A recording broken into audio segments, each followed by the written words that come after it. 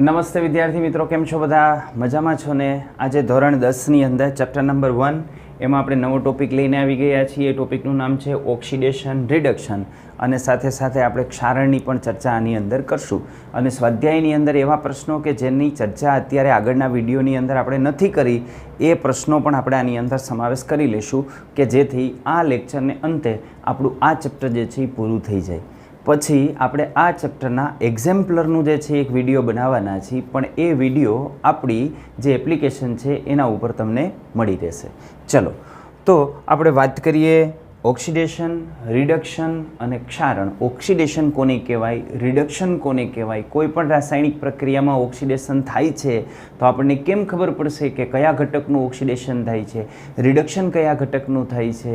તો આ બધો અભ્યાસ આજના આ વિડીયોની અંદર આપણે કરવાનો છે. તો સૌપ્રથમ આપણને એક પ્રવૃત્તિ આપેલી છે, એ પ્રવૃત્તિ આપણે લઈએ છીએ. પ્રવૃત્તિની અંદર એવું છે કે આ પ્રવૃત્તિની અંદર આપણે લેવાનું છે કોપર. આ એક ડીશ લેવાની છે અને એ ડીશની અંદર કોપરનો ભૂકો લેવાનો છે. કોપર યાની સીયુ, કોપરનો ભૂકો આપણે લેવાનો છે. આ કોપરના ભૂકાને આપણે ગરમ કરવાનો છે, એટલે અહીંથી આપણે એને કરશું ગરમ. હવે આજુબાજુમાં શું હશે? હવા. હવાની અંદર કયા કયા ઘટકો હોય? ઓક્સિજન, નાઇટ્રોજન વગેરે વગેરે. પણ આ જે કોપર છે એ ગરમ કરવાથી હવામાંના ઓક્સિજન સાથે પ્રક્રિયા કરશે. તો તમે જાણો છો કે આ જે કોપરનો ભૂકો છે એ કોપરનો ભૂકો એનો રંગ કેવો હોય? તામ્રવર્ણ, યાની તાંબા જેવો. કોપરનો જે ઓરિજિનલ રંગ હોય એના જેવો રંગ આપણને જોવા મળતો હોય. હવે આપણે એને ગરમ કરવાનો છે.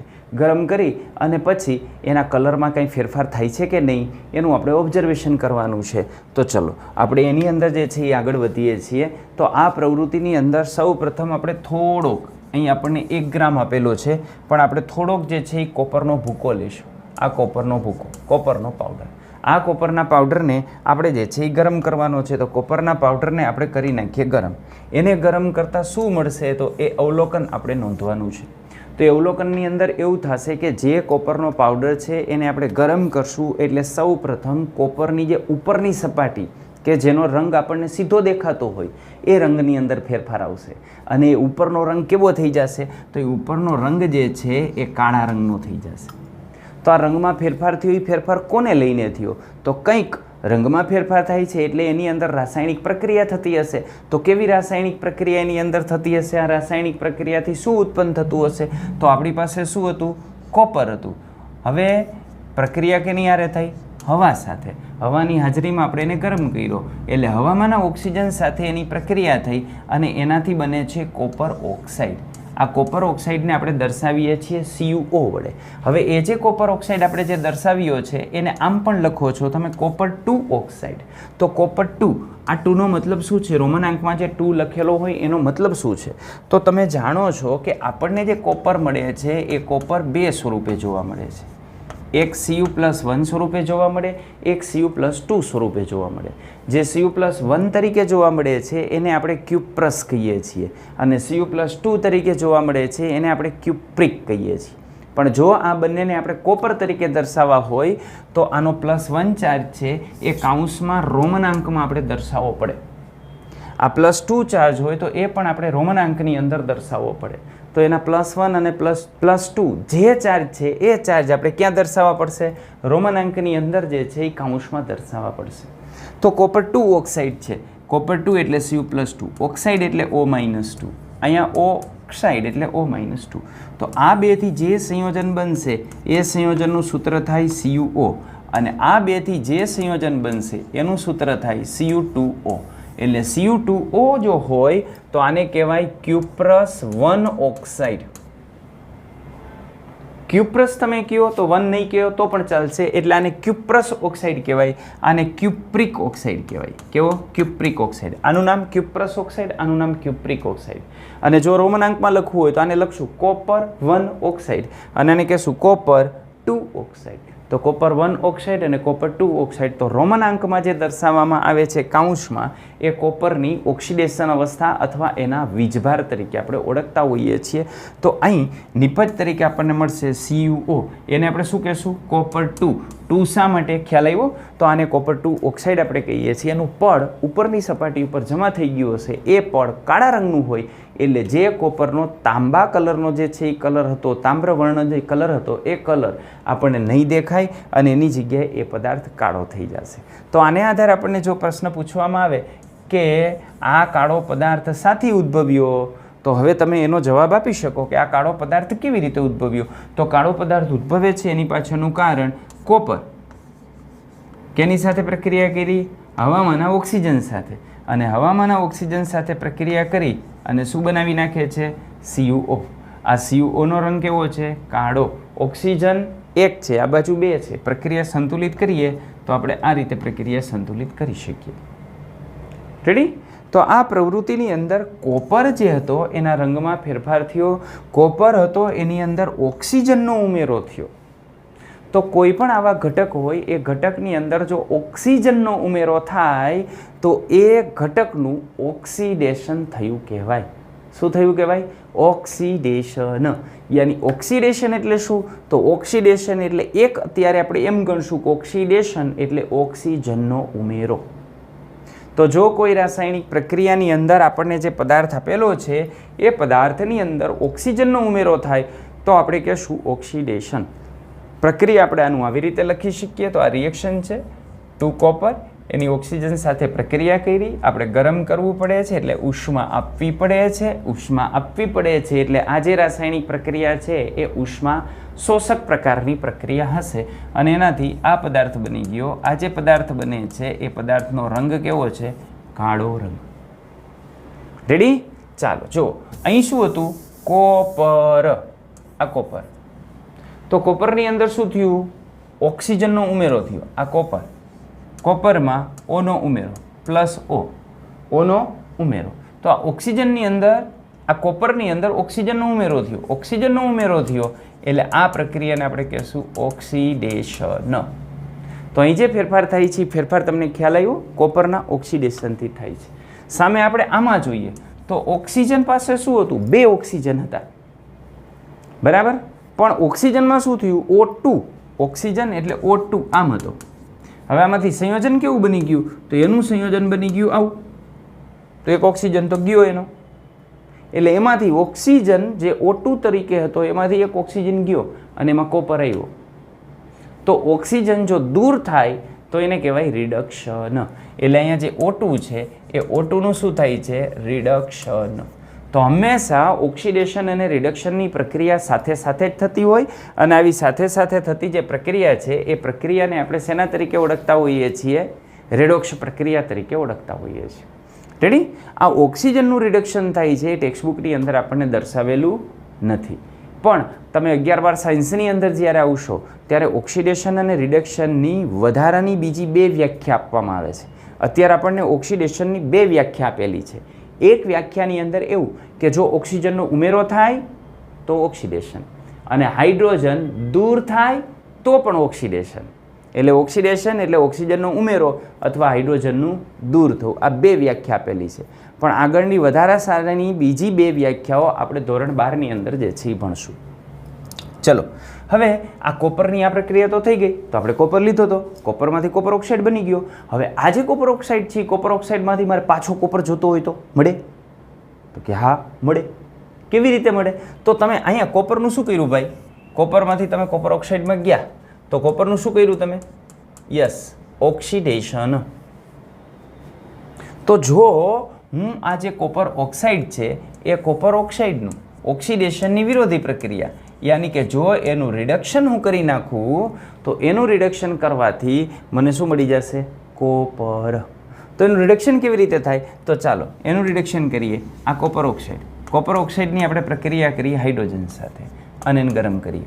હાઇડ્રોજન સાથે આપણે એને ગરમ કરીએ એટલે આ જે ઓક્સિજન છે એ ઓક્સિજન હાઇડ્રોજનની અંદર ઉમેરાશે અને કોપરને ટાટા બાય બાય કહી દેશે. તો કોપર પડી ગયો છૂટો અને હાઇડ્રોજનની અંદર ચાલ્યો ગયો ઓક્સિજન. તો હાઇડ્રોજનની અંદર ઓક્સિજન ગયો એટલે કોપરનું શું થઈ ગયું? રિડક્શન. તો જો કોપર ઓક્સાઇડમાંથી આપણે કોપર જોતો હોય એટલે આ પ્રક્રિયાને ઊંધી કરવી હોય, કોપર ઓક્સાઇડમાંથી આપણે કોપર બનાવવો હોય તો આપણે શું કરવું પડે? હાઇડ્રોજન વાયુ પસાર કરીને એને ગરમ કરવો પડે. તો અહીં જુઓ તમે આ જે રિએક્શન છે એ રિએક્શનમાં જુઓ કે અહીં હતો કોણ? Copper oxide. આ શું કરે છે? ઓક્સિજન ગુમાવે છે. રેડી? એટલે આ કોપર ઓક્સાઇડનું શું થાય છે? રિડક્શન. રેડી? આ H2 શું કરે છે? તો એ ઓક્સિજન સ્વીકારે છે, મેળવે છે. માટે H2 નું શું થાય છે આ પ્રક્રિયામાં? ઓક્સિડેશન. તો અહીંયા H2 નું ઓક્સિડેશન થાય છે અને કોપર ઓક્સાઇડનું રિડક્શન થાય છે અને એનાથી આપણને કોપર મળે છે. એટલે વળી પાછો જે કાળા રંગનો કોપર ઓક્સાઇડ હતો એ કાળા રંગનો કોપર ઓક્સાઇડનો કાળો રંગ દૂર થઈ જશે અને પાછો કોપરનો જેવો રંગ હતો એવો રંગ આપણને જોવા મળશે.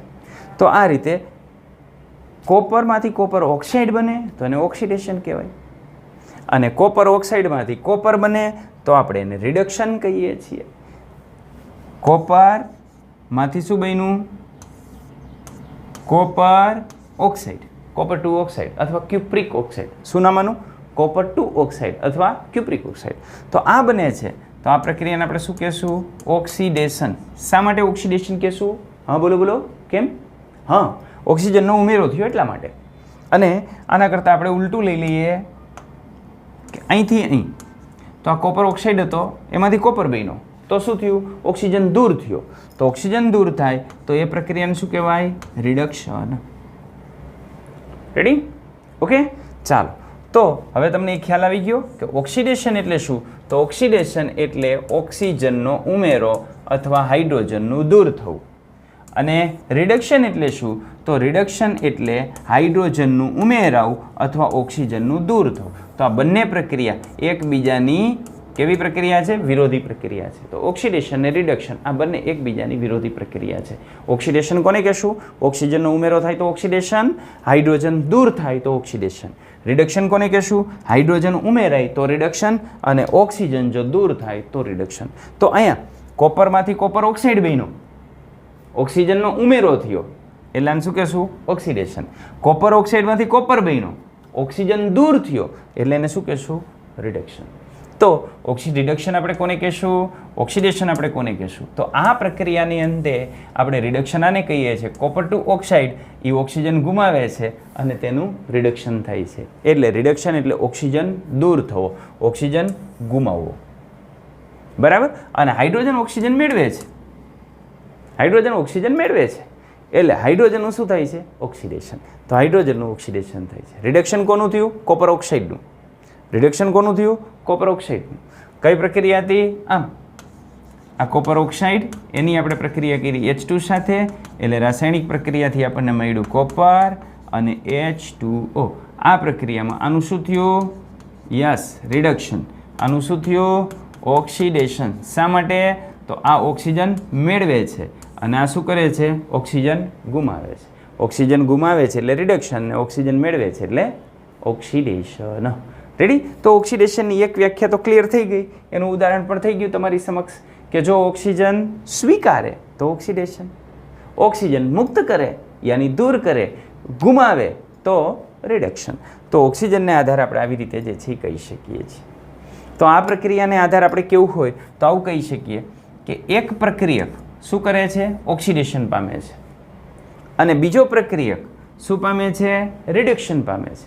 તો આવી જે પ્રક્રિયા કે જે પ્રક્રિયામાં એક પ્રક્રિયક ઓક્સિડેશન પામતો હોય, એક રિડક્શન પામતો હોય, યાની એની અંદર બંને પ્રક્રિયા થતી હોય, ઓક્સિડેશનની પ્રક્રિયા પણ થતી હોય અને રિડક્શનની પ્રક્રિયા પણ થતી હોય, એટલા માટે આવી જે પ્રક્રિયા છે એ પ્રક્રિયાને આપણે ઓક્સિડેશન રિડક્શન પ્રક્રિયા કહીએ છીએ. આ ઓક્સિડેશન રિડક્શન પ્રક્રિયાને પ્રચલિત નામ તરીકે રેડોક્સ પ્રક્રિયાઓ તરીકે ઓળખાય છે. એટલે મોટા ભાગે આપણે આવી રાસાયણિક પ્રક્રિયા હોય એના માટે કોમન શબ્દ આપણે વાપરતા હોઈએ છીએ રેડોક્સ પ્રક્રિયા. રેડોક્સ શા માટે કહેવામાં આવે? તો રેડોક્સ કહેવામાં આવે એની પાછળનું કારણ આ છે કે આ રેડોક્સ પ્રક્રિયાની અંદર બે પ્રક્રિયા થાય છે. One is reduction, another is oxidation. તો રિડક્શનમાંથી આટલું લીધું, રિડક્શનમાંથી બરાબર, ઓક્સિડેશનમાંથી જે છે એ આટલું લીધું અને આ બંને શબ્દને ભેગા કર્યા અને બંને શબ્દને ભેગા કરી અને શું થઈ ગયો શબ્દ? રેડોક્સ. એટલે રિડક્શન અને ઓક્સિડેશન બંને પ્રક્રિયા થતી હોય તેને આપણે રેડોક્સ પ્રક્રિયા કહીએ છીએ. એની પાછળનું કારણ શું છે? આટલું. રિડક્શનમાંથી કેટલું લીધું? આટલો ભાગ. અને ઓક્સિડેશનમાંથી કેટલો લીધો? આટલો ભાગ. અને એને અંતે આપણને જે શબ્દ મળ્યો એને આપણે રેડોક્સ કહીએ છીએ. એટલે આવી રીતે ઓક્સિડેશન રિડક્શન બંને પ્રક્રિયા સાથે થતી હોય તો એને રેડોક્સ પ્રક્રિયા કહેવાય. ગુજરાતીમાં આમ લખાય ઓક્સિડેશન ને રિડક્શન. રિડક્શનમાંથી આ શબ્દ તો લીધેલો છે ઇંગ્લિશને આધારે જ, નહીંતર આમાં તો રીડો થાય. રીડો આમાંથી રીડ લઈ લ્યો, આમાંથી ઓ લઈ લ્યો તો રીડો અથવા રિડોક્સ. બરાબર, પણ આપણે એને કહીએ જ શું? રેડોક્સ. શું કામ રેડોક્સ?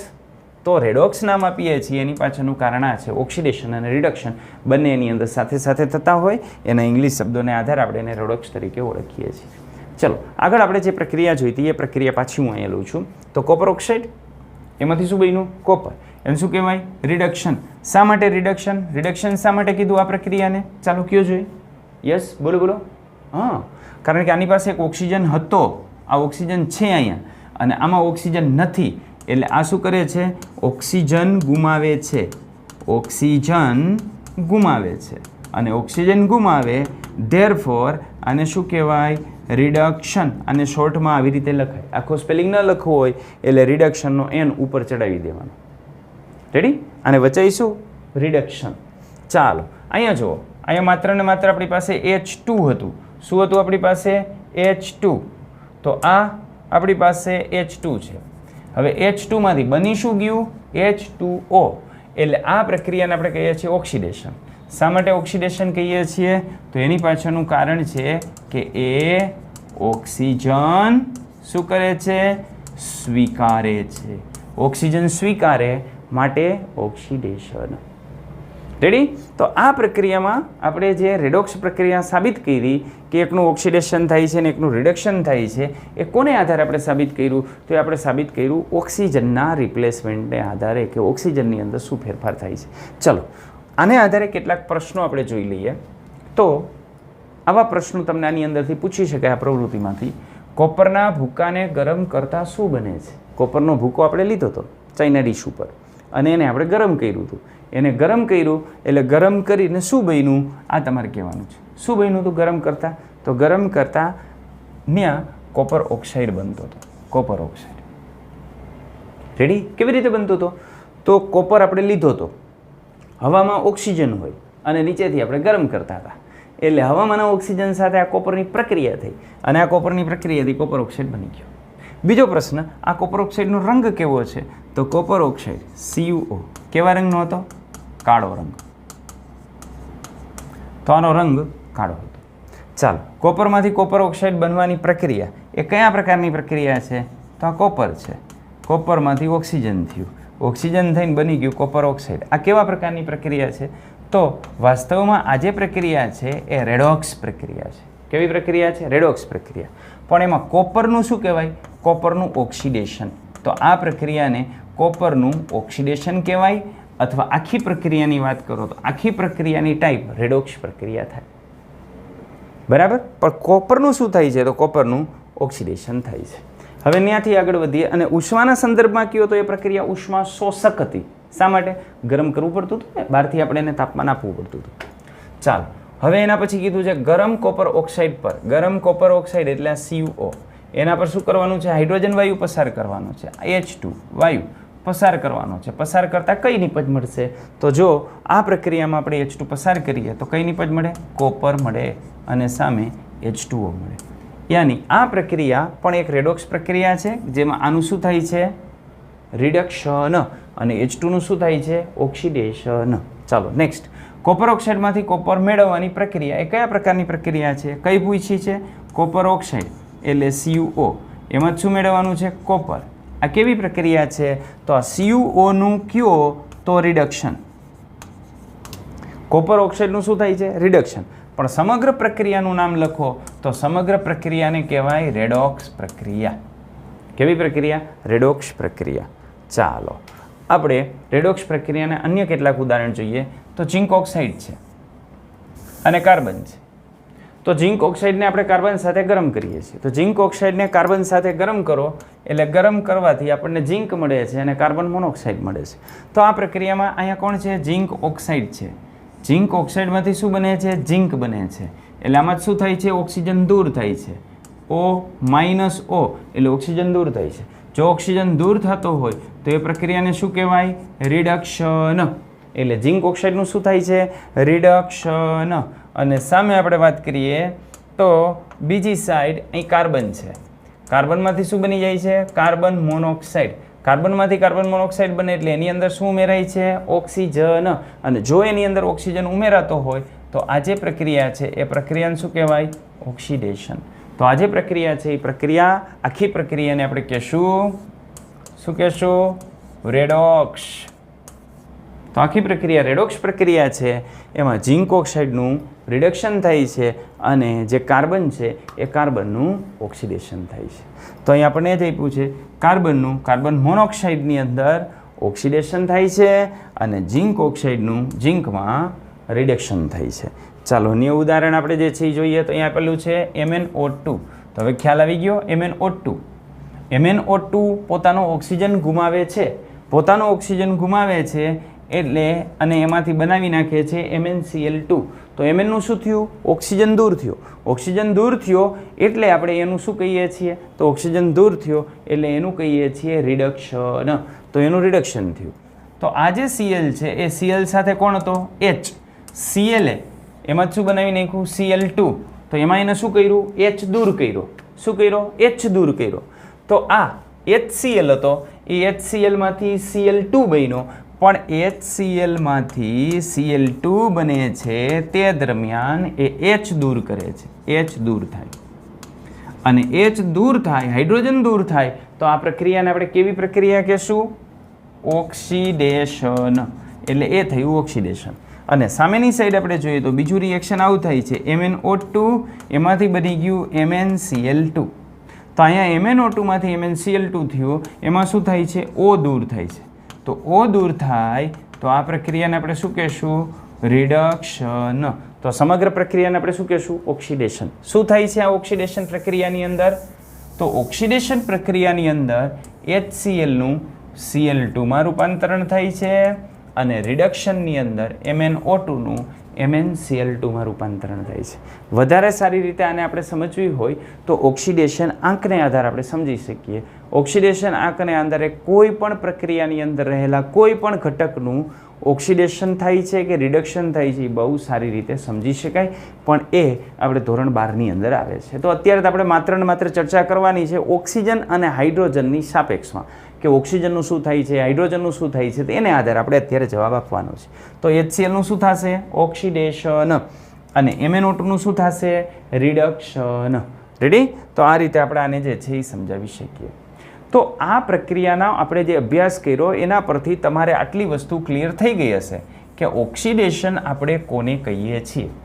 તો જો કોઈ પદાર્થ ઓક્સિજન મેળવે યાની ઓક્સિજન સ્વીકારે, એની અંદર ઓક્સિજનનો ઉમેરો થાય અથવા તો હાઇડ્રોજન ગુમાવે યાની કે એના હાઇડ્રોજન ઓછા થાય તો તે પદાર્થ, જે પદાર્થ ગુમાવે છે તે અથવા સ્વીકારે છે તે એ શું પામે છે? ઓક્સિડેશન પામે છે. તો એનું ઓક્સિડેશન થયું કહેવાય. એ ઓક્સિડેશન પામે છે એવું કહેવાય. અને રિડક્શનની અંદર આવવું હોય, રિડક્શનમાં એના કરતાં ઉલટું, ઓક્સિજન શું કરે? ગુમાવે એટલે ઓક્સિજન દૂર થાય અને હાઇડ્રોજન મેળવે એટલે હાઇડ્રોજન પ્લસ થાય. તો આવી જે પ્રક્રિયા છે એને રિડક્શન પ્રક્રિયા કહેવાય. અને જે પદાર્થ ઓક્સિજન ગુમાવતો હોય અથવા તો હાઇડ્રોજન સ્વીકારતો હોય એ પદાર્થ રિડક્શન પામે છે એવું કહેવાય. તો આ બંનેનો આપણે સમન્વય કરીએ તો આપણને આવું મળે કે ઓક્સિડેશનની અંદર શું થાય? તો આ ઓક્સિડેશનની અંદર ઓક્સિજન મેળવે અને હાઇડ્રોજન ગુમાવે. બેમાંથી કોઈ પણ એક થતું હોય, ઘણી બધી પ્રક્રિયા એવી હોય કે એમાં બંને પણ થતું હોય, પણ બેમાંથી કોઈ પણ એક થતું હશે તો પણ આપણને એને આધારે આપણે કહી શકશું એટલે તો પણ ચાલશે. તો ઓક્સિજન મેળવે અથવા તો હાઇડ્રોજન ગુમાવે. અને રિડક્શનમાં શું છે? આના કરતાં ઉલટું, ઓક્સિજન શું કરે? ગુમાવે અને હાઇડ્રોજન સ્વીકારે. આને આધારે તો આપણે કહીએ છીએ કે આ ઓક્સિડેશન અને રિડક્શનની પ્રક્રિયા છે એ એકબીજાની વિરોધી પ્રક્રિયા છે. આ બંને પ્રક્રિયા હંમેશા એકબીજાની સાથે જ થતી હોય અને એકબીજાની સાથે થતી હોય એટલા માટે આપણે આને રેડોક્સ પ્રક્રિયા કહીએ છીએ. એકલી ઓક્સિડેશન પણ શક્ય નથી અને એકલું રિડક્શન પણ શક્ય નથી. ક્યાંય એવી પ્રક્રિયા તમને જોવા મળે કે જેમાં તમે કોઈ એક ઘટકનું ઓક્સિડેશન પારખી શકો અને બીજું તમને નથી જોવા મળતું તો સમજવાનું એમાં રિડક્શન હંમેશા થતું જ હોય. પણ તમે એને નક્કી નથી કરી શકતા કે રિડક્શન કયું છે. બાકી ઓક્સિડેશન અને રિડક્શનની પ્રક્રિયા એક સાથે જ થશે, એ જુદી જુદી નથી થતી. ચલો હવે કેટલાક પ્રશ્નો છે, એ પ્રશ્નોના જવાબ આપણે આપી દઈએ. આ પ્રક્રિયાની અંદર ઓક્સિડેશન પામતા અને રિડક્શન પામતા પદાર્થને આપણે ઓળખવાના છે. તો અહીં આપણી પાસે છે સોડિયમ અને આમાં બની ગયું Na2O. તો સોડિયમમાંથી બની ગયું Na2O. તો આને શું કરે છે? આ સોડિયમ એને ફાયદો થાય છે. કેનો ફાયદો થાય છે? ઓક્સિજનનો. તો તમે સોડિયમની સાપેક્ષમાં જુઓ તો સોડિયમ હતો, એમાં ઓક્સિજન આવ્યો. રેડી? એટલે આનું શું થયું? ઓક્સિડેશન. તો આનું શું થાય? રિડક્શન. શું કામ રિડક્શન કહીએ છીએ? એની પાછળનું કારણ છે કે એની પાસે O2 હતો, O2, પણ એમાં શું થઈ ગયું? Na2O. તો 2 O હતા, એમાંથી એક જ O થઈ ગયો સંયોજનની અંદર. સંયોજનની વાત કરીએ છીએ. આ Na2O, આમાં ઓક્સિજન કેટલો છે? એક જ ઓક્સિજન છે ને? એક ઓક્સિજન. તો 2 ઓક્સિજન હતા, એમાંથી એક ઓક્સિજન થઈ ગયો. તો એક ઓક્સિજન ગુમાવ્યો. ઓક્સિજન ગુમાવ્યો એટલે શું કહેવાય? રિડક્શન. તો સોડિયમનું ઓક્સિડેશન થાય છે અને ઓક્સિજનનું રિડક્શન થાય છે. ચલો એની આગળ આપણને એ પૂછે, આ તો આપણે જાણીએ છીએ, CO2O આ શું કરશે? ઓક્સિજન ગુમાવશે. અને H2 આ શું કરે છે? ઓક્સિજન સ્વીકારે છે. સ્વીકારે એને શું થયું કહેવાય? ઓક્સિડેશન. અને ગુમાવે છે એનું શું થયું કહેવાય? રિડક્શન.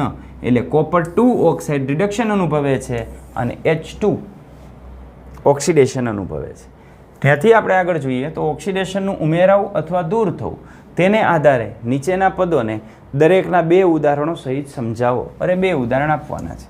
ઓક્સિડેશનનું ઉદાહરણ આપણે આપીએ. ઓક્સિડેશનના ઉદાહરણમાં શું કરવાનું છે? ઓક્સિજન ઉમેરવાનું છે. તો ઉમેરી દઈએ ઓક્સિજન, મૂંઝાવાનું જ નહીં. કોપર લીધો, કોપરની અંદર ઓક્સિજન આપણે ઉમેરી દઈએ એટલે નિપજ તરીકે આપણને કોપર ઓક્સાઇડ મળશે. રિએક્શન બેલેન્સ કરી નાખીએ, ગરમ કરવું પડશે. બીજી પ્રક્રિયા લખી નાખીએ કાર્બન, કાર્બનનું દહન કરી નાખીએ એટલે નિપજ તરીકે આપણને મળશે કાર્બન ડાયોક્સાઇડ, CO2. તો આ કાર્બનની અંદર ઓક્સિજનનું ઉમેરણ. ધાતુ આપણે લઈએ તો ત્રીજી પ્રક્રિયામાંનો લખી નાખીએ Mg. Mgની પણ આપણે O2 સાથે પ્રક્રિયા કરતા હતા, નિપજ તરીકે આપણને MgO મળતું હતું. તો આ જે રિએક્શન છે એ રિએક્શનમાં પણ Mg ઉમેરાય છે. તો આ બધા પ્રક્રિયામાં ઓક્સિજન આ બધાની અંદર આગળના જે છે એની અંદર ઉમેરાય છે.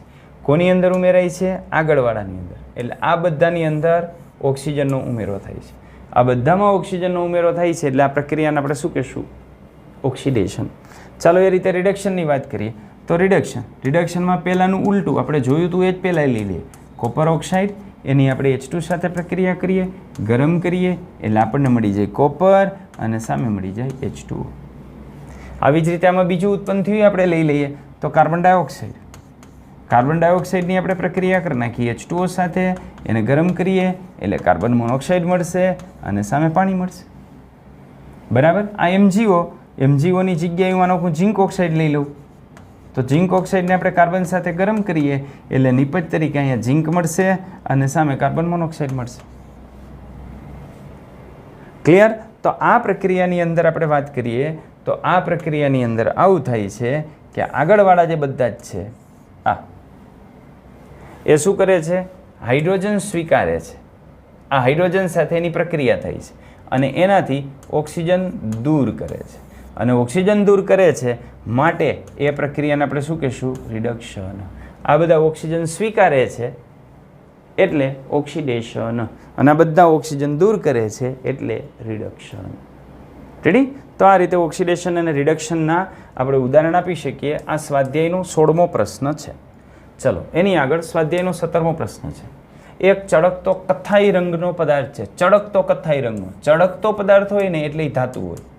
એટલે તમારે એવી ધાતુ લેવાની છે કે જે કથ્થાઈ રંગની હોય. તો કથ્થાઈ રંગની ધાતુ X એટલે એ કોણ હશે? કોપર હશે. હવે એને હવામાં ગરમ કરવાની છે. ક્યાં? હવામાં. આને ગરમ કરો. ગરમ કરીએ હવામાં એટલે હવામાંના ઓક્સિજન સાથે એની પ્રક્રિયા થાય. ગરમ કરતાં કાળા રંગનો બને છે. કાળા રંગનો પદાર્થ બને છે એ CuO હશે. આ CuO કે જે કયા રંગનો બન્યો? કાળા રંગનો પદાર્થ. કેવી રીતે? તો આ ચળકતા કથ્થાઈ રંગનો પદાર્થ. ચળકાટ ધરાવો હોય ધાતુનો ગુણધર્મ છે અને એનો લાક્ષણિક રંગ છે કથ્થાઈ. તો કથ્થાઈ રંગ. તો આ રીતની પ્રક્રિયાથી કાળા રંગનો પદાર્થ બને છે. X તત્વ X તેમજ બનતા કાળા રંગના સંયોજનનું નામ આપો. તો તત્વ X એ કયું છે? કોપર. અને બનતો કાળા રંગનો પદાર્થ એ કોણ છે? Copper 2 oxide. આનું બીજું નામ શું થાય? Cupric oxide. ક્યુપ્રિક લખો તો 2 લખવાની જરૂરિયાત નથી. ચાલો એની આગળ એક્સ્ટ્રા ક્વેશ્ચન જોઈ લઈએ. ઓક્સિડેશન અને રિડક્શન પ્રક્રિયાઓ કોને કહેવાય? ઉદાહરણ આપી સમજાવો. હમણાં આપણે લખ્યું ઓક્સિડેશન, બરાબર. કોને કહેશું આપણે ઓક્સિડેશન પ્રક્રિયા? તો ઓક્સિડેશન પ્રક્રિયા અત્યારે આપણે બે રીતે કહીએ છીએ. ઓક્સિડેશન એટલે ઓક્સિજનનો ઉમેરો થાય અથવા હાઇડ્રોજન દૂર થાય, આવી પ્રક્રિયાને ઓક્સિડેશનની પ્રક્રિયા કહેવાય. અને રિડક્શન પ્રક્રિયા એટલે ઓક્સિજન દૂર થતો હોય અથવા તો હાઇડ્રોજન ઉમેરાતો હોય તો આવી પ્રક્રિયાને રિડક્શનની પ્રક્રિયા કહેવાય. તો ઓક્સિડેશન અને રિડક્શન આપણે આવી રીતે આપી શકીએ. રિડોક્સ પ્રક્રિયા અથવા ઓક્સિડેશન રિડક્શન પ્રક્રિયાઓ કોને કહે છે? યોગ્ય ઉદાહરણ દ્વારા સમજાવો. અત્યારે આપણે જે વાત કરી એ જ આપણે આની અંદર જે છે એ લખવાનું થાય છે. એના પછી આપણે આગળ જોઈએ તો રોજિંદા જીવનમાં ઓક્સિડેશન અને રિડક્શન પ્રક્રિયાઓ યાની જે રેડોક્સ પ્રક્રિયાઓ થાય છે એની શું અસર થાય છે આપણી ડે ટુ ડે લાઈફની અંદર. તો ડે ટુ ડે લાઈફની અંદર પહેલું આપણને જોવા મળે છે ક્ષારણ. ક્ષારણ તો ક્ષારણની ઘટના તમે ઘણી બધી જગ્યાએ જોઈ હશે. દાખલા તરીકે લોખંડની નવી વસ્તુ હોય. કેવી વસ્તુ? નવી વસ્તુ. નવી વસ્તુ એટલે આપણે નવી લાવ્યા હોય એ નહીં, તાજે તાજી નવી બનેલી હોય એ આપણે લઈ આવ્યા હોય, આજે જ લઈ આવ્યા હોય, પણ એ જે છે એ ત્યાં 2-3 મહિનાથી પડ્યું હોય તો એની સપાટી ઉપર કાટ લાગી ગયો હોય, બરાબર. ચાલો, તો લોખંડની જે નવી વસ્તુ છે એ નવી વસ્તુ આપણે જઈએ તો એની નવી વસ્તુ ચળકાટવાળી હોય, ચળકાટ ધરાવતી હોય. પણ ધીમે ધીમે ધીમે ધીમે કેટલોક સમય પસાર થાય તો એ સમય પસાર થતાં એના ઉપર લાલાશ પડતા કથાઈ રંગના પાવડરનું આવરણ જામી જાય.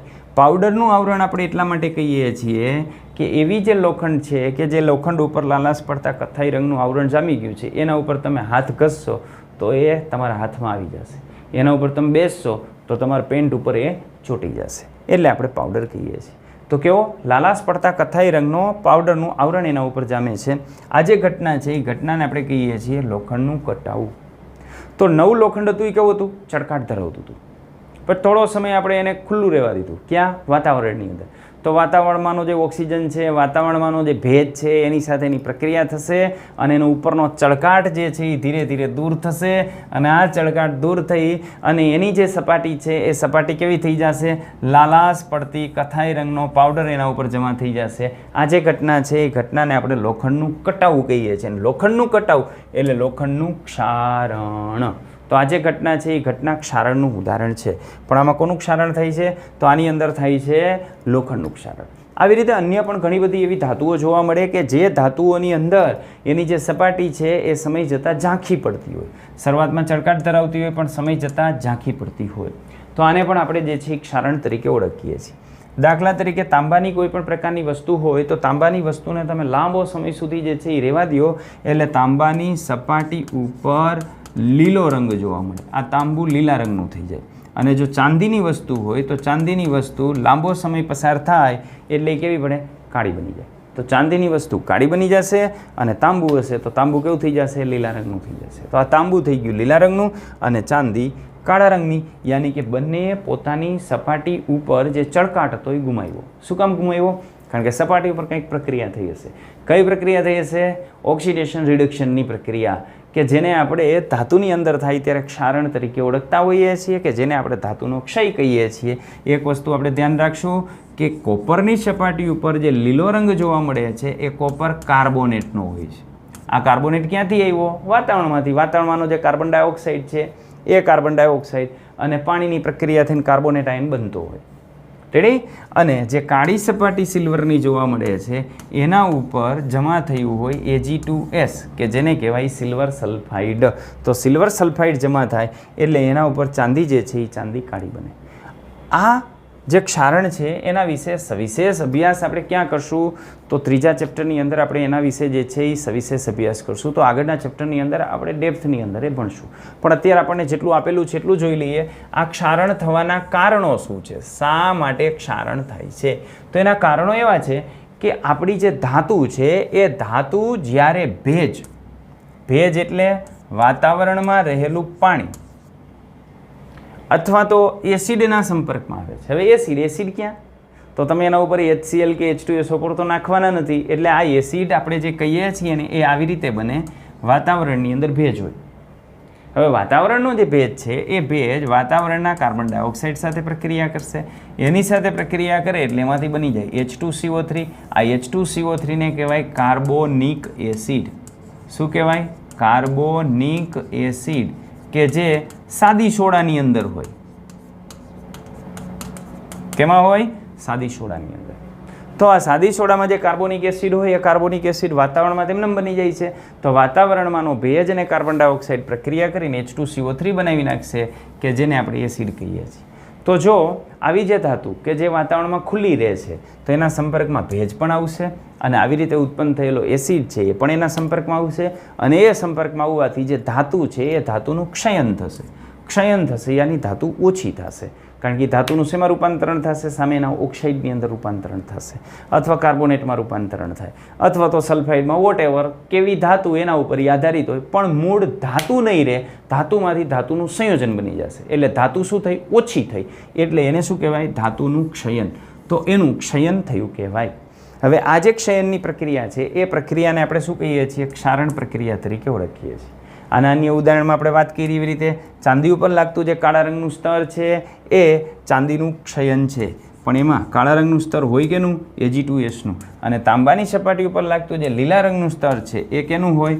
કોપર કાર્બોનેટનું, CuCO3નું. તો આ ક્ષયનના જે છે એ ઉદાહરણો છે. તો આ ક્ષયનથી થતું નુકસાન આપણે જોઈએ તો ક્ષયનથી આપણને કેવા પ્રકારનું નુકસાન થાય છે? તો ક્ષારણના કારણે મોટર કાર શેની બનેલી હોય? લોખંડની. એમાં લોખંડની ઘણી બધી જે છે એ પાર્ટ્સ લોખંડના આવતા હોય. તો લોખંડના જે પાર્ટ્સ આવે છે એનો કાટ લાગી જાય. એટલે મોટર કાર છે એના કેટલાક ભાગોની અંદર કાટ લાગે. જનરલી કાટ લાગવાની શરૂઆત નીચેના ભાગથી થતી હોય. ગાડીનો નીચેનો જે ભાગ છે એમાં ખાસ કરીને વ્હીલ જે જગ્યાએ ફરતું હોય એની આજુબાજુ ઝડપથી કાટ લાગે. ત્યાં ઝડપથી કાટ લાગે એની પાછળનું કારણ એ છે કે વ્હીલ જ્યારે રોડ ઉપર જતું હોય ત્યારે ક્યાંય ભીની જગ્યામાં ગયું તો માટીના કેટલાક કણો છે એ વ્હીલની ઉપરના ભાગની અંદર, યાની જે ગાડીનો ભાગ છે વ્હીલની ઉપરનો, ત્યાં જે છે એ જમા થઈ ગયા હોય. પછી ક્યારેક પાણીવાળી જગ્યામાં ચાલુ તો પાણી જે છે એ માટી જે હોય એ માટીની અંદર કેટલુંક પાણી ઉમેરાય, એટલે પાણી એની અંદર લાંબો સમય એ લોખંડ સાથે સંપર્કમાં રહે, કારણ કે માટી છે એ માટીનો સ્વભાવ છે પાણીનો સંગ્રહ કરવાનો. તો વ્હીલમાંથી જે પાણી ત્યાં ઉડ્યું પાણી લાંબો સમય સુધી ત્યાં ચોટી રહેશે, અને જો પાણી લાંબો સમય સુધી ત્યાં ચોટી રહે તો આ ઓક્સિડેશનની પ્રક્રિયા જે ક્ષારણની પ્રક્રિયા છે એ લાંબો સમય સુધી ચાલે. એટલે સૌથી પહેલાં કાંટ જે છે એ ગાડીની નીચેના ભાગની અંદર જે છે એ લાગતો હોય છે. તો મોટરકારના ભાગોની અંદર જે છે એ કાળ લાગે. પુલ છે તો પુલ લોખંડનો બનેલો હોય તો જો આ પુલ તમે લોખંડનો બનાવેલો છે અથવા લોખંડ જેવી ધાતુનો બનાવેલો છે તો એમાં પણ કાટ લાગે છે. લોખંડના પાટા કે જે ટ્રેન જેના ઉપર પસાર થાય છે એ ટ્રેનની ટ્રેક લોખંડની બનેલી હોય એના ઉપર પણ કાટ લાગે છે. એ પાટા તમે જુઓ તો જે જગ્યાએ ટ્રેન પસાર થતી હોય અને જે જગ્યાએ ટ્રેનનું વ્હીલ અડતું હશે એટલો ભાગ જે છે એ ચળકાટ ધરાવતો હશે, અને નીચેનો ભાગ છે એ નીચેનો ભાગ લાલાશ પડતા કથ્થાઈ રંગનો થઈ ગયો હશે, કારણ કે એના ઉપર કાટ લાગી ગયો હશે. અને ત્યાં ઘર્ષણને લઈને ઉપરની સપાટી હોય ત્યાં ઉપરની સપાટી ઉપર લાગેલો કાંટ જે છે એ દૂર થઈ ગયો હોય. તમે જે લોખંડની બેન્ચીસ ઉપર બેસો છો એ બેન્ચીસનો નીચેનો ભાગ તમારા જે જગ્યાએ પગ અડે છે, શૂઝ અડે છે એ ભાગ જોશો તો જે જગ્યાએ તમારા શૂઝ અડે છે એટલો ભાગ જે છે એ ચળકાટ ધરાવતો હશે, અને જે ભાગની અંદર શૂઝ નથી અડતા એ ભાગની અંદર તમે જોશો તો એ લોખંડ જે છે એ કટાઈ ગયેલું હશે. એટલે આ રીતે આપણને જોવા મળે. આ ઉપરાંત મોટા મોટા જહાજો કે જે લોખંડમાંથી બનેલા હોય છે એમાં પણ કાટ જે છે એ લાગતો હોય છે, ક્ષારણ થતું હોય છે. એનો મતલબ કે એવી વસ્તુઓ કે જે વસ્તુઓ લોખંડ અથવા તો લોખંડ જેવી ધાતુમાંથી બનેલી છે તેને આને લઈને નુકસાન થાય. હવે તમે જો વાત કરો ગોલ્ડની AU તો AU ઉપર કાટ ન લાગે. તમે વાત કરો પ્લેટિનમ તો પ્લેટિનમ ઉપર કાટ ન લાગે. તો આ એવી ધાતુ છે કે જે ધાતુ હવામાંના ઓક્સિજન સાથે પ્રક્રિયા નથી કરતી, એટલે તો આપણે આવી જે ધાતુ છે એ ધાતુને નિષ્ક્રિય ધાતુઓની અંદર લઈએ છીએ. આપણા ઘરેણાં શેના બનેલા હોય? સોનાના. અને સોનાના ઘરેણામાં કાટ નથી લાગતો. કાટ નથી લાગતો એટલે સોનું ઓછું નથી થતું. રેડી? અને જો એની જગ્યાએ લોખંડમાંથી કાંઈ વસ્તુ બનાવેલી હોય તો લોખંડમાંથી બનાવેલી જે વસ્તુ છે એ વસ્તુ ઉપર કાટ લાગે, અને જો આ લોખંડને ઘસવામાં આવે તો ઉપરથી કાટ જે છે એ ઓછો થાય. એટલે તો એવી કહેવત પડી છે કે લોખંડ હોય ને એ કોઈ પણ રીતે ઓછું થાય. જો કાટ લાગીને ઓછું થાય તો એ લાલાશ પડતા બ્રાઉન કલરનું બનશે, એને લાલાશ પડતો કથાઈ રંગ આવશે. અને જો ઘસાઈને ઓછું થાય તો એ ચળકાટ ધરાવશે. તો તમારે કેવી રીતે જે છે એ તમારી જિંદગી પસાર કરવી છે એ લોખંડમાંથી શીખવાનું છે. કાંઈ ન કરી અને કટાઈ જવું છે કે કામ કરી કરીને ઘસાઈને ચળકાટ ઊભી કરવી છે એ તમારે નક્કી કરવાનું છે. ચાલો આગળ આપણે વાત કરીએ તો આ લોખંડના ક્ષારણ છે એ એક ગંભીર સમસ્યા છે. શા માટે ગંભીર સમસ્યા છે? તો એનું કારણ જ ક્ષારણ છે કે પહેલાં લોખંડ હતું, પણ જો ક્ષારણ થાય તો લોખંડ ઘટતું જાય ઘટતું જાય ઘટતું જાય ઘટતું જાય. હવે માનો કે એક બ્રિજ આપણે લોખંડનો બનાવેલો છે, એમાં એક જગ્યાએ કાટ લાગે છે, તો જે જગ્યાએ કાટ લાગે છે ત્યાં લોખંડ નબળું થશે. વધારે સમય સુધી કાટ કન્ટિન્યુને લાગ્યા રાખે તો એ લોખંડ વધારે નબળું થઈ જાય. પછી ત્યાંથી કોઈ પણ વ્યક્તિ પસાર થાય કે વાહન પસાર થાય તો પુલ જ્યારે બનાવ્યો હોય ત્યારે એની જે મજબૂતાઈ હોય એ મજબૂતાઈ ટકે નહીં, એ મજબૂતાઈ ઓછી થઈ જાય. અને મજબૂતાઈ ઓછી થઈ જાય તો એવા કેટલાય પ્રકારના જે છે એક્સિડન્ટ એને લઈને થઈ શકે. એટલે આ ક્ષારણની એક ગંભીર સમસ્યા આપણે ગણાવેલી છે. બીજું, આનાથી વર્ષે કરોડો રૂપિયાનું જે છે એ નુકસાન જતું હોય છે. તમે ઘણી બધી જગ્યાએ જે છે એ ધાબા ઉપર જોયું હોય તો આ ધાબુ, મકાનનું જે ધાબુ હોય એ ધાબામાં શરૂઆતમાં મકાન બનાવેલું હોય ત્યારે એકદમ ધાબુ રેડી હોય, પણ 20 વર્ષ 25 વર્ષ 30 વર્ષ જેવો સમય જાય અને એમાંય ઉપર જે છે એ પાણીનું થોડું ઘણું જે છે એ લીકેજ હોય તો ધાબામાં નીચેના ભાગમાં આપણે કરેલું જે પ્લાસ્ટર છે ને એ પ્લાસ્ટર મૂકી દઈએ, ત્યાંથી પોપડા પડે અને એના જે સળિયા છે એ સળિયા જે છે એ દેખાવા માંડે. તો લોખંડે સિમેન્ટનું જે પ્લાસ્ટર આપણે કરેલું હતું કેમ મૂકી દીધું? તો એ મૂક્યું એની પાછળનું કારણ છે ક્ષારણ. તો એ લોખંડનો જે સળિયો હતો એ સળિયામાં ઉપરથી પાણી મળ્યું ભેજને લઈને, તો એ જે પાણી મળ્યું એ પાણીને લઈને સળિયો કટાઈ ગયો. સળિયો કટાઈ ગયો એટલે સિમેન્ટની જે પકડ હતી એ પકડ જે લોખંડના ભાગ સાથે હતી એ કાટ મારફતે જે છે એ ઓછી થઈ ગઈ, એટલે કાટ સાથે એ પોપડું નીચેથી પડી ગયું. ઉપર તમે જુઓ તો તમને શું દેખાય? ખુલ્લા સળિયા દેખાય. બરાબર? તો એક ક્ષારણથી થતું નુકસાન છે. આને લઈને ધાબાની જે મજબૂતાઈ છે મજબૂતાઈ ઘટશે અને થોડા સમય પછી વધારે જે છે એ 10-15 વર્ષ જે છે એ જાય પછી એ ધાબાની અંદર દરેક જગ્યાએ જો આવું થઈ જાય તો એ જર્જિત ઇમારત કહેવાય કે જે ગમે ત્યારે જે છે એ પડી શકે. તો આપણે પાછું નવું ધાબું ભરવું પડશે. એટલે જ આપણે શું કહીએ છીએ કે આ એક બહુ મોટી સમસ્યા છે જેથી આપણને વર્ષે કરોડો રૂપિયાનું નુકસાન જે છે એ દેશભરની અંદર જતું હોય છે. ચલો સ્વાધ્યાયના કેટલાક પ્રશ્નોની ચર્ચા કરી લઈએ. તો 18મો પ્રશ્ન છે, લોખંડની વસ્તુઓ પર આપણે રંગ શા માટે લગાવીએ છીએ? અરે ભાઈ, લોખંડની વસ્તુ હોય તેને કલર કરવામાં આવે. શું કામ કલર કરો છો? તો કલર કરવા પાછળનું કારણ આ છે કે આ લોખંડ છે ને એ લોખંડ વાતાવરણમાંની હવા અને ભેજ એની સાથે પ્રક્રિયા કરી નાખે. આ ઓક્સિજન આવ્યો હવામાંથી અને આ જે પાણી કે જેને આપણે કહીએ છીએ ભેજ એની સાથે પ્રક્રિયા કરીને એના ઉપર કાંટ લાગી જાય કે જેને આપણે કહીએ છીએ Fe2O3.XH2O. રેડી? તો આ કાટ લાગી ગયો. પણ આ કાટ લાગ્યો શું કામ? તો આ જે લોખંડ છે એ લોખંડ ઉપર વાતાવરણનો જે ભેજ છે એ ભેજ સંપર્કમાં આવ્યો. આ વાતાવરણનો ભેજ અને વાતાવરણની હવા સંપર્કમાં આવી. પણ જો આને માનો કે આપણે એવી રીતે કવર કરી દઈએ કે ધાતુ ઉપર આપણે એવું આવરણ લગાવી દઈએ કે જે આવરણને લઈને શું થાય? તો ધાતુ ઉપર લગાવેલા આવરણને લઈને આ જે ઓક્સિજન અને પાણી છે એ ધાતુના સંપર્કમાં જ ન આવે. જો એના સંપર્કમાં જ ન આવે તો શું થાય? તો એ એના સંપર્કમાં નહીં આવે તો આ પ્રક્રિયા નહીં થાય. એટલે કોઈ પણ પ્રકારની લોખંડની ધાતુ હોય તો એના ઉપર જો તમે રંગ લગાવી દો તો આ રંગ લગાવવાથી શું થશે? તો આ બેનો સંપર્ક એનો કોન્ટેક્ટ છૂટી જશે અને કોન્ટેક્ટ છૂટી જશે તેને કાટ નહીં લાગે. એટલે કાટથી બચાવવા માટે આપણે જે છે એ રંગ કરીએ છીએ. ચલો ક્ષારણ વિશે ટૂંકનોંધ લખો તો એ તો આપણે જે છે એ હમણાં ભણ્યા. એક ક્ષારણની ટૂંકનોંધાની અંદર જે છે એ લખી નાખવાની. હવે આપણે વાત કરીએ ખોરાપણાની. તો ખોરાપણું એટલે શું? તો ખોરાપણું જનરલી જોવા મળતું હોય ખોરાકની અંદર. તો તળેલો પદાર્થ, ખાસ કરીને કેવો પદાર્થ કે જે આપણે તળેલો છે, ફરસાણ છે, તો એ ફરસાણને જો લાંબો સમય સુધી રાખી મૂકવામાં આવે, એમાંય ઘરે તળેલું હોય તો હજી એટલો બધો પ્રશ્ન નહીં આવે.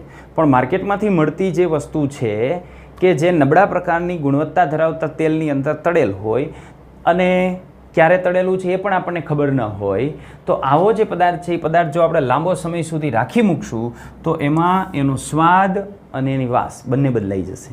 તો આ સ્વાદ અને વાસ બંને જે બદલાઈ જાય છે એને આપણે શું કહીએ છીએ? ખોરાપણું કહીએ છીએ. એને આપણે કહીએ છીએ કે ખોરાક જે છે એ બગડી ગયો. ખોરાકની અંદર એનો જે સ્વાદ હતો અને એની જે વાસ હતી બંને જે છે એ ચેન્જ થઈ ગઈ. તો જ્યારે તેલ અથવા ચરબીનું ઓક્સિડેશન થાય છે ત્યારે એ ખોરું થઈ જાય છે. અને ખોરું થવાથી શું થાય? તો તેનો સ્વાદ અને વાસ આ બંને બદલાઈ જાય. તો આને આપણે પદાર્થનું ખોરું થવું કહીએ છીએ, પદાર્થનું ખોરું થવું. મગફળીની અંદર પણ આ વસ્તુ આપણને જોવા મળતી હોય કે માનો કે માર્કેટમાંથી આપણે ખારી શીંગ લઈ આવ્યા, તો એ જે ખારી શીંગ, એ જે શીંગ છે એ શીંગને લાંબો સમય સુધી જો પડી રહે અથવા દુકાનદાર આપણને જૂની શીંગ આપે તો એની અંદર કોઈક દાણા જે છે એ ખોરા થઈ ગયા હોય. અને એમાં એવી જે મગફળી કે જે મગફળીની અંદર તેલની માત્રા વધારે હોય, એ મગફળીની જે શીંગ છે એ શીંગ ઝડપથી જે છે એ ખોરી થતી હોય છે. જો ખોરી ન થવા દેવી હોય તો શું કરવાનું? હવામાંનો ઓક્સિજન એના સંપર્કમાં જ નહીં આવવા દેવાનો. તો જો હવામાંનો ઓક્સિજન એના સંપર્કમાં ન આવે તો આ જે ખોરા થવાની ક્રિયા છે એ થોડીક ધીમી થઈ જાય, તો શીંગ ખોરી થાય એના પહેલાં ઠેકાણે પહોંચી જાય, યાની ખવાઈ જાય. ચાલો, તો આવી જે ચરબીયુક્ત અથવા તેલી પદાર્થ છે એ પદાર્થ ઉપર જે ઓક્સિજન છે એ ઓક્સિજનની અસર ન થાય અથવા ઓક્સિડેશનની જે પ્રક્રિયા છે એનો પ્રતિકાર થાય, તો એવા કેટલાક પદાર્થો એની અંદર આપણે ઉમેરતા હોય, તો આવા જે પદાર્થ છે એ પદાર્થને આપણે એન્ટીઓક્સિડન્ટ્સ કહેતા હોઈએ છીએ. આ એન્ટીઓક્સિડન્ટ શું કરે? તો એન્ટીઓક્સિડન્ટ્સ જે વાતાવરણમાંનો ઓક્સિજન, માનો કે તમે પેકિંગની અંદર કોઈ પણ વસ્તુ છે તો વસ્તુને જ્યારે તમે પેક કરો છો ત્યારે એમાં થોડો ઘણો ઓક્સિજન હશે. આ એક બોટલ છે, બોટલને મેં એક વખત ખોલી અને બોટલની અંદર એક પ્રકારનું જ્યુસ હતું. આ જ્યુસ મેં થોડુંક કાઢ્યું અને પછી બોટલને બંધ કરી. બોટલને બંધ કરી આની અંદર શું છે? ઓક્સિજન છે. હવે જો આની અંદર એન્ટીઓક્સિડન્ટ હોય, આ એન્ટીઓક્સિડન્ટ આની અંદર હોય તો આ એન્ટીઓક્સિડન્ટ શું કરે? તો આ એન્ટીઓક્સિડન્ટ છે એ ઓક્સિજન પ્રત્યે વધુ સક્રિય હોય. કેના પ્રત્યે? ઓક્સિજન પ્રત્યે વધુ સક્રિય હોય. એટલે આ જે ઓક્સિજન છે એ ઓક્સિજન એન્ટીઓક્સિડન્ટ વાપરી નાખે, અને એ વાપરી નાખે તો જે ખોરાક છે એ ખોરાક બગાડવા માટે હવે આમાં ઓક્સિજન ન વધે, તો આવો જે ખોરાક છે એ ખોરાક લાંબો સમય સુધી ટકી શકે. એટલે આવા પદાર્થની અંદર કેટલાક એન્ટીઓક્સિડન્ટ્સ આપણે જે છે ઉમેરતા હોઈએ છીએ કે જે ખોરાકને લાંબો સમય સુધી બગડતો જે છે એ બચાવે છે. બીજું, જે બધી પ્રક્રિયા થાય છે એની પાછળનું મૂળ કારણ છે ઓક્સિજન.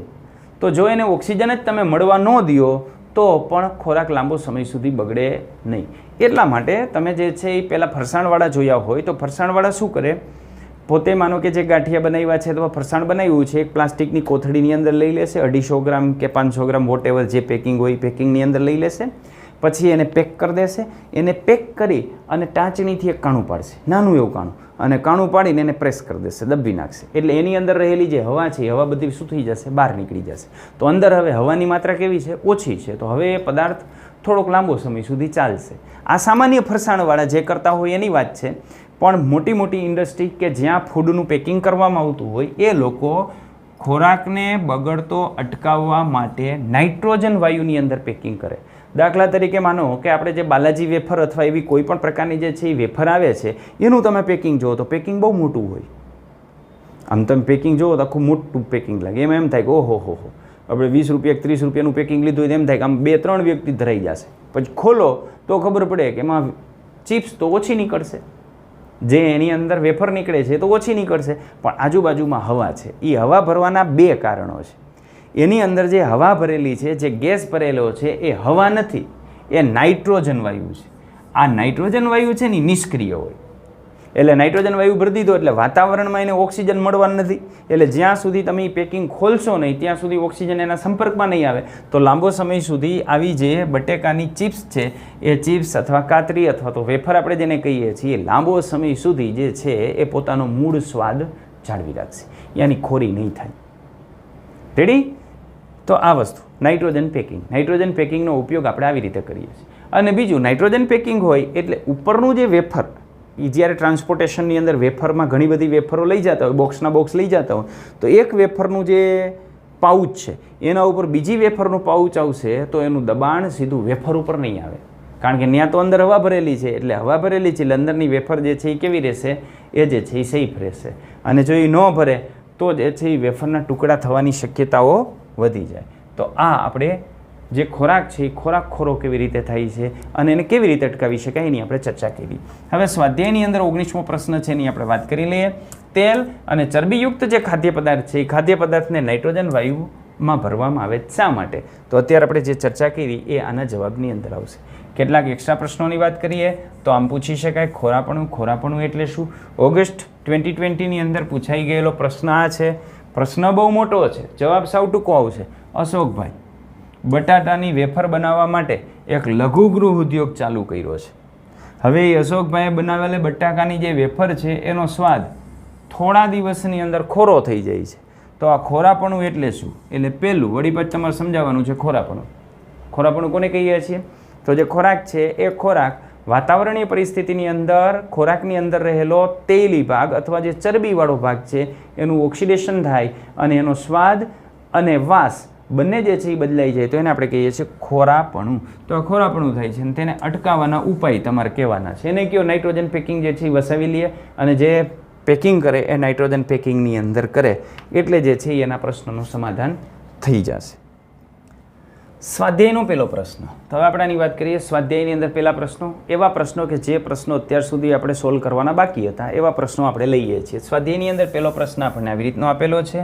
એની અંદર આપણને આપી દીધું છે આવું કે પીબીઓ, પીબીઓમાં શું બની જાય છે? પીબી એટલે પીબીઓ. આનું શું થાય છે? રિડક્શન. શા માટે? ઓક્સિજન ગુમાવે છે એટલે.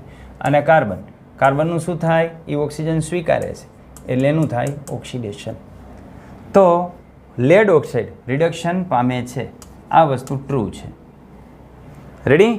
કાર્બન ઓક્સિડેશન પામે છે તો આ વસ્તુ પણ ટ્રુ છે. આમાં આપ્યું છે લેડ રિડક્શન પામે છે. લેડ રિડક્શન નથી પામતો, લેડ રિડક્શનથી ઉત્પન્ન થાય છે એટલે આ વસ્તુ ખોટી છે. કારણ કે ઓક્સિડેશન કાર્બનનું થાય છે, રિડક્શન પીબીઓનું થાય છે, પીબીઓનું રિડક્શન થાય છે એટલે પીબીઓ રિડક્શન પામે છે, એમાંથી લેડ મળે છે. પણ અહીંયા લખ્યું છે લેડ રિડક્શન પામે છે, લેડ રિડક્શન નથી પામતો. એવી જ રીતે લખેલું છે કાર્બન ડાયોક્સાઇડ ઓક્સિડેશન પામે છે તો આ પણ ખોટું છે. કારણ કે કાર્બન ડાયોક્સાઇડ તો ઓક્સિડેશનને આધારે ઉત્પન્ન થાય છે. ઓક્સિડેશન કોણ પામે છે? કાર્બન પામે છે. એટલે પહેલું અને બીજું આ બે વિધાન ખોટા છે એટલે તમારો જવાબ આવશે પહેલો, એ અને બી આ બે ખોટા છે. રેડી? ચાલો એના પછી પ્રશ્નની અંદર જઈએ. સ્વાધ્યાય 2. Fe2O3 અને એલ્યુમિનિયમ સાથે પ્રક્રિયા કરીએ છીએ. Al2O3 અને Fe મળે છે. ઉપર દર્શાવેલી પ્રક્રિયા શેનું ઉદાહરણ છે? તો આપણે આની વાત કરવાની છે. તો આ એક સંયોજન છે. પહેલું એક સંયોજન, બીજું તત્વ. એમાંથી સંયોજન હતું એનું શું બન્યું? તત્વ. અને તત્વ હતું એનું શું બન્યું? સંયોજન. તો આ પ્રક્રિયાને આપણે શું કહીએ છીએ? તો આ પ્રક્રિયાને આપણે કહીએ છીએ વિસ્થાપન પ્રક્રિયા. કારણ કે એકનું બીજા વડે વિસ્થાપન થયું. આ એલ્યુમિનિયમે Feનું વિસ્થાપન કર્યું. રેડી? આ રીતે આપણને વિસ્થાપન પ્રક્રિયા મળે. ચલો સ્વાધ્યાયની અંદર ત્રીજો પ્રશ્ન. આયનના ભૂકામાં મંદ હાઇડ્રોક્લોરિક એસિડ ઉમેરો. આયનનો ભૂકો યાની Fe એની અંદર મંદ હાઇડ્રોક્લોરિક એસિડ આપણે ઉમેરવાનો છે. હાઇડ્રોક્લોરિક એસિડ એટલે HCl. ઉમેરતા શું થાય? સાચા જવાબ ઉપર નિશાની આપો. તો આની પ્રક્રિયા આપણે લખીએ તો આપણને નામ મળશે FeCl2 અને H2 ઉત્પન્ન થશે. હાઇડ્રોજન વાયુ અને આયન ક્લોરાઇડ બને છે. સાચું. ક્લોરીન વાયુ અને આયન હાઇડ્રોક્સાઇડ બને છે. ખોટું. કોઈ પ્રક્રિયા થતી નથી. હળહળ ખોટું. આયન ક્ષાર અને પાણી બને છે. આયન ક્ષાર તો આયનનો ક્ષાર તો બન્યો પણ પાણી બને છે એ ખોટું. એટલે સાચો જવાબ આવશે હાઇડ્રોજન વાયુ અને આયન ક્લોરાઇડ ઉત્પન્ન થાય છે. ચલો એની આગળ આપણે જોઈએ સ્વાધ્યાયની અંદર 14મો પ્રશ્ન. બાકીના પ્રશ્નો આપણે અન્ય વિડીયોની અંદર લઈ લીધા છે એટલે જેટલા બાકી છે એટલા હું લઉં છું. સિલ્વર, સિલ્વર એટલે Ag. સિલ્વરના શુદ્ધિકરણમાં કોપર ધાતુ દ્વારા સિલ્વર નાઇટ્રેટ ના દ્રાવણમાંથી, દ્રાવણ કેનું? Silver nitrate. સિલ્વર એટલે Ag+ અને નાઇટ્રેટ એટલે NO3-1. આ બેમાંથી જે સંયોજન બને એ AgNO3 સિલ્વર નાઇટ્રેટ. સિલ્વર નાઇટ્રેટના દ્રાવણમાંથી કોપર ધાતુ દ્વારા, આ કોપર ધાતુ એના દ્વારા સિલ્વરની પ્રાપ્તિ વિસ્થાપન પ્રક્રિયા મારફતે થાય છે. તેમાં સમાવિષ્ટ પ્રક્રિયા લખો. તો આની પ્રક્રિયા લખવાની છે AgNO3 અને કોપર. એટલે અહીંયા બનશે CuNO3 ટ્વાઇસ અને Ag છૂટો પડશે. નાઇટ્રેટ 2 આવ્યા તો અહીંયા આપણે 2 મૂકવા પડશે. Ag 2 થયા તો અહીંયા આપણે 2 મૂકવા પડશે. એટલે આ એની સમાવિષ્ટ પ્રક્રિયા છે. આ પ્રક્રિયામાં આપણે એવું કહી શકીએ કે કોપર અને Agમાં કોપર વધુ સક્રિય ધાતુ છે એટલે AgNO3નું જે સંયોજન છે એ સંયોજનમાંથી એ ઓછી સક્રિય ધાતુ છે એને શું કરશે? મુક્ત કરશે. આ ઓછી સક્રિય ધાતુ કેના કરતાં ઓછી સક્રિય? કોપર કરતાં. રેડી? તો આ વિસ્થાપન પ્રક્રિયાનું ઉદાહરણ છે. આ રીતે આપણે લખી શકીએ. ચલો હવે નીચેની પ્રવૃત્તિ કરો. તો આ પ્રવૃત્તિ આપણે જે છે એ એક્સ્ટ્રા ટોપિકની અંદર જે છે એ લઈ લેશું. તમને આમ કહી દઈએ અત્યારે તો આવી રીતે કહી શકાય કે તમારે 4 બીકર લેવાના છે, A B C D. પછી A B C ની અંદર તમારે પાણી ભરવાનું છે, પહેલાં 3ની અંદર પાણી ભરવાનું છે, ચોથાની અંદર તમારે ભરવાનું છે કોપર સલ્ફેટ યાની CuSO4નું દ્રાવણ ભરવાનું છે, બરાબર. પછી બધાના તાપમાન તમારે માપી લેવાના છે. તાપમાન મપાઈ જાય પછી એની અંદર નાખવાનો પોટેશિયમ સલ્ફેટ. પોટેશિયમ સલ્ફેટ એટલે પહેલું તમારું ઉમેરવાનું થશે K2SO4 એટલે પહેલું K2SO4 ઇન વોટર આપેલું. પછી બીજું આપણે ઉમેરવાનું છે એમોનિયમ નાઇટ્રેટ, પણ કેમાં? પાણીમાં. એટલે બીજામાં એમોનિયમ નાઇટ્રેટ. એમોનિયમ નાઇટ્રેટ એટલે NH4NO3 ઇન વોટર. આ બીજું થયું. પછી ત્રીજાની આપણે વાત કરીએ તો ત્રીજામાં ઉમેરવાનું છે નિર્જળ કોપર સલ્ફેટ. તો નિર્જળ કોપર સલ્ફેટ એનહાઇડ્રસ, નિર્જળ જ લખી નાખું, નિર્જળ કોપર સલ્ફેટ યાની CuSO4 શેમાં ઉમેરવાનું છે? પાણીમાં. અને એના પછી આપણને આપ્યું છે ચોથું, એમાં આપણે ઉમેરવાનું છે લોખંડનો ભૂકો, પણ કેમાં? CuSO4માં. તો CuSO4 ચોથી પ્રક્રિયા, CuSO4 એની અંદર એનું દ્રાવણ લેવાનું છે અને એમાં લોખંડનો ભૂકો આપણે જે છે એ થોડોક એની અંદર એડ કરવાનો છે. હવે આમાં શું થશે તો એ આપણને નોંધવાનું કીધું છે. તો જ્યારે તમે આનો પ્રેક્ટિકલ કરશો ત્યારે પ્રેક્ટિકલ દરમિયાન આવું થશે કે આ જે પ્રક્રિયા છે તાપમાન ઘટશે. આની અંદર નોંધશો તો આમાં પણ તાપમાન ઘટશે. નિર્જળ CuSO4 વાળામાં તાપમાન વધશે અને CuSO4 વાળામાં પણ તાપમાનમાં વધારો થશે. તો જેમાં તાપમાનમાં ઘટાડો થાય છે ત્યાં ઉષ્મા શોષક પ્રક્રિયા થતી હશે અને જ્યાં તાપમાનમાં વધારો થાય છે ત્યાં ઉષ્મા ક્ષેપક પ્રક્રિયા થતી હશે. તો આ રીતે પેલી બે પ્રક્રિયા કે જેમાં કોપર સલ્ફેટ અને પોટેશિયમ સલ્ફેટ અને પાણી, એમોનિયમ નાઇટ્રેટ અને પાણી ભેગા કરશો તો એ તાપમાન ઘટાડશે. તાપમાન ઘટાડશે એટલે ઉષ્મા શોષક પ્રક્રિયા આપણે ગણશું. નિર્જળ CuSO4 અને CuSO4 છે એ નિર્જળ CuSO4માં પાણી ઉમેરો અને આની અંદર લોખંડનો ભૂકો નાખો તો આ તાપમાન વધારશે કારણ કે ઉષ્મા ક્ષેપક પ્રક્રિયા છે. આવી રીતની તમને સમૂહ પ્રક્રિયા આપેલી છે. અહીં આપણે ટેક્સ્ટબુકની અંદર આપેલા બધા જ જે ટોપિક છે એ ટોપિક અને સ્વાધ્યાય અહીં આપણે પૂરું કરીએ છીએ. હવે જે નેક્સ્ટ વિડીયો આપણો જે આવશે એ એક્ઝેમ્પલરનો આવશે. એક્ઝેમ્પલર યાની એક એવા પ્રકારની વસ્તુ છે કે જેની અંદર તમારા આખા પાઠની અંદર જે બધા કન્સેપ્ટ છે એ જો ક્લિયર હોય અને તમે એકદમ ડેપ્થથી જે છે એનો અભ્યાસ કર્યો તો એક્ઝેમ્પલર તમે ઇઝીલી જે છે એ સોલ્વ કરી શકો. અને જો ગોખીને કર્યું હોય તો એક્ઝેમ્પલર સોલ્વ કરવામાં થોડીક જે છે એ તકલીફ ઊભી થાય. એટલે એક્ઝેમ્પલરને આધારે તમને એ ખ્યાલ આવશે કે તમે જે કરો છો એ ગોખીને કરો છો યાની રટો લગાવી દો છો કે સમજીને કરો છો. જો એક્ઝેમ્પલર ઇઝીલી થઈ જાય તો સમજવાનું કે તમે સમજીને કરો છો. ઓકે, તો એ એક્ઝેમ્પલરનું સોલ્યુશન આપણે આપણી જે એપ્લિકેશન છે Pragyan educational and learning app એની અંદર આપણે જે છે એ મૂકી દઈશું. બરાબર, આ તમે ઇન્સ્ટોલ કરી જ લીધી હશે. ઇન્સ્ટોલ ન કરી હોય તો ઇન્સ્ટોલ કરી લેજો. અને ઇન્સ્ટોલ આ પ્રકારનો સિમ્બોલ આવશે. આ સિમ્બોલને આધારે જે છે એને તમે પ્લે સ્ટોરની અંદર જઈ અને ઇન્સ્ટોલ કરી શકશો. ઇન્સ્ટોલ કરી અને તમારે એને ઓપન કરવાની છે. ઓપન કરશો એટલે અહીં રજિસ્ટ્રેશન માટે તમારો મોબાઈલ નંબર માગશે તો એ મોબાઈલ નંબર તમારે નાખવાનો છે. અહીં તમારું નામ લખવાનું છે. આ બટન તમારે બંધ રાખવાનું છે કારણ કે પેરેન્ટ લોગિંગ માટે છે. એ બટન તમે બંધ રાખી અને આગળ પ્રોસિજર કરશો એટલે અહીં જે છે એ એપ ઓપન થશે. ઓપન થશે ત્યારે અહીં તમારે સ્ટોર ઉપર જવાનું છે. સ્ટોર ઉપર જશો અને અહીં ક્લાસ 10 તમે જે છે એ સર્ચ કરશો એટલે ક્લાસ 10ની અંદર આપણો જે સિલેબસ છે એ સિલેબસ આની અંદર આવી જશે. તો આ સિલેબસમાં તમારે જઈ અને ત્યાંથી જે સિલેબસ છે એ સિલેબસ આપણો કોર્સ એ તમારે સિલેક્ટ કરવાનો છે. કોર્સ તમે આ સ્ટોરમાં જઈને જે છે એ સિલેક્ટ કરી શકશો અને ત્યાંથી સિલેક્ટ થાય પછી આ તમારે જે છે એ બાય નાઉ કરી નાખશો એટલે પરચેસ થઈ જશે. અત્યારે 99 રૂપીસની અંદર જે છે અવેલેબલ છે. ટૂંક સમયમાં એનો ભાવ જે છે એ વધવાનો છે. અસ્તુ, જય હિન્દ, ટાટા, બાય બાય, આવજો. નવા વિડીયો સાથે ફરી મળશું. ત્યાં સુધી બધાને ટાટા, બાય બાય, આવજો.